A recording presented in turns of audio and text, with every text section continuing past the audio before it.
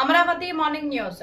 రాష్ట్ర ఉప ముఖ్యమంత్రి పంచాయతీరాజ్ గ్రామీణాభివృద్ధి శాఖల మంత్రి శ్రీ పవన్ కళ్యాణ్ గారు తన క్యాంపు కార్యాలయంలో ఆ శాఖల ఉన్నతాధికారులు మరియు ఇంజనీరింగ్ అధికారులతో కలిసి ఒక కీలక సమీక్ష సమావేశాన్ని నిర్వహించారు. ఈ సమావేశంలో ప్రధానంగా రాష్ట్ర వ్యాప్తంగా ప్రతిష్టాత్మకంగా సాగుతున్న విబిజి రామ్జీ మరియు పల్లి పండుగ పనుల పురోగతిపై ఆయన సుదీర్ఘంగా చర్చించారు.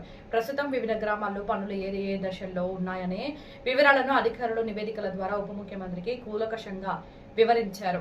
రాబోయే వర్షాకాలాన్ని దృష్టిలో ఉంచుకొని ఈ వేసవి కాలంలో పనులన్నింటికి అత్యంత వేగంగా ప్రణాళికాబద్ధంగా ముందుకు తీసుకెళ్లాలని పవన్ కళ్యాణ్ గారు ఇప్పటికే అధికారులకు స్పష్టమైన దిశానిర్దేశం చేశారు. గ్రామీణ ప్రాంతాల అభివృద్ధికి అత్యంత కీలకమైన ఈ ప్రాజెక్టులలో ఎక్కడ అలసత్వం వహించకుండా నాణ్యత ప్రమాణాలను పాటిస్తూ నిర్దేశిత గడువులోగా పనులను పూర్తి చేయాలని ఆయన అధికారులను ఆదేశించారు. JSP morning news.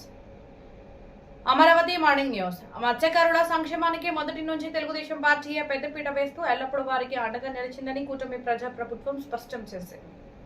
ఉమ్మడి ఆంధ్రప్రదేశ్ కాలం నుంచి మత్స్యకార కుటుంబాలను ఆదుకునేందుకు ప్రతి కుటుంబానికి 50 కేజీల చొప్పున ఉచిత బియ్యం పంపిణీ చేసి ఆసరాగా నిలిచామని గుర్తు చేసింది. 2014లో టీడీపీ అధికారంలోకి వచ్చాక వేట నిషేధిత వృద్ధి కింద 2000 ఇవ్వగా దానిని 2016లో 4000, ఆ తర్వాత 2019 నాటికి 10,000కు పెంచి మత్స్యకారులకు అండగా నిలిచామని పేర్కొంది.